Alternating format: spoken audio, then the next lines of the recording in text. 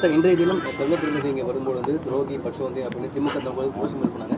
தலைவர் இந்த முடிவுக்கு பிறகாக எடுக்கப்பட்ட இந்த தேர்தல் முடிவுக்கு பிறகாக எடுக்கப்பட்ட முடிவுகளில் தலைவருக்குள்ள ஒரு புரிதல் இருந்தாலும் தொண்டர்கள் மத்தியில் அந்த புரிதல் இன்னும் வராமல் இருக்கு. அப்போ குன்னம் அந்த நிகழ்வாகட்டும் இன்றைய தினம் இங்கே நடைபெற்ற நிகழ்வு தொண்டர்கள் மத்தியில் அந்த புரிதல் இன்னும் வராமல் இருக்குன்னு நினைக்கிறீங்க? திமுக தலைமையிலான மதசார்பற்ற முற்போக்கு கூட்டணி 10 ஆண்டுகளுக்கு மேலாக தொடர்ந்து இயங்கிய ஒரு கூட்டணி. அதிலே காங்கிரஸ், இடதுசாரிகள், விடுதலை சிறுத்தைகள், இந்திய யூனியன் முஸ்லீம் லீக் ஆகிய கட்சிகள் இடம்பெற்றிருந்தோம். நடந்து முடிந்த சட்டப்பேரவை பொதுத் தேர்தலின் முடிவுகளுக்கு பிறகு அவசரமாக சில அணி சேர்க்கை மாற்றங்கள் நிகழ்ந்தன. அதனை அவ்வளவு இலகுவாக கட்சி தொண்டர்களால் ஏற்றுக்கொள்ள இயலாது என்பது யதார்த்தமான உண்மைதான். அதனுடைய வெளிப்பாடாக இது இருக்கலாம். அது கவலையளிக்கக்கூடிய ஒன்றுதான்.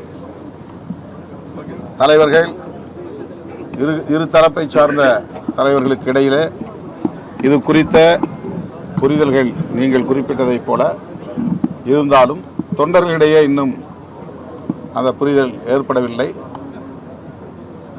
அதனால் இத்தகைய சம்பவங்கள் நடந்திருக்கக்கூடும். அது ஏற்படுகிறதல்ல. சமூக நீதி முற்போக்கு கூட்டணி அப்படிங்கிற முன்வைக்கக்கூடிய முன்வைக்கக்கூடிய கூட்டணியை விடுதலை சிறுத்தைகள் ஏற்றுக்கொள்கிறதா? தலைவர் திரும்ப அதிகாரப்பூர்வமாக எங்களுக்கு எந்த தகவலும் இல்லை.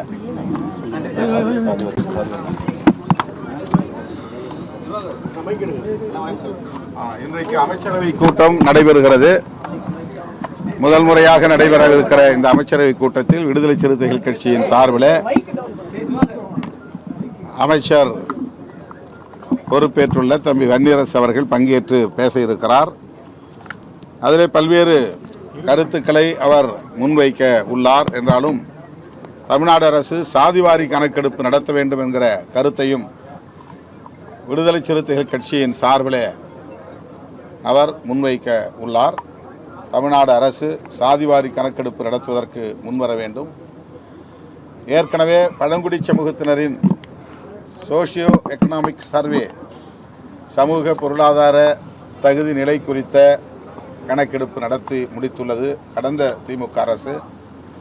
அதனை பின்பற்றி ஷெட்யூல் காஸ்ட் பட்டியல் சமூகத்தை சார்ந்தவர்களின் சமூக தகுதி நிலை, கல்வி தகுதி நிலை, பொருளாதார தகுதி நிலை ஆகியவற்றை எல்லாம் முழு விவரங்களோடு கணக்கெடுப்பு நடத்த வேண்டிய தேவை உள்ளதையும், ஒட்டுமொத்தத்தில் சாதிவாரி கணக்கெடுப்பு நடத்த வேண்டிய அவசியம் உள்ளதையும் இன்றைய அமைச்சரவை கூட்டத்தில் விடுதலை சிறுத்தைகளின் சார்பில் அமைச்சர் வன்னியரசு எடுத்துரைக்க உள்ளார். விடுதலை சிறுத்தைகள் அதை வலியுறுத்துகிறது. மாவட்டத்துக்கு பொறுப்பு அமைச்சர் போட்டிருக்காங்க. சின்ன மாவட்டம் 4 மாவட்டம் தான் வன்னியரசு போட்டிருக்காங்க.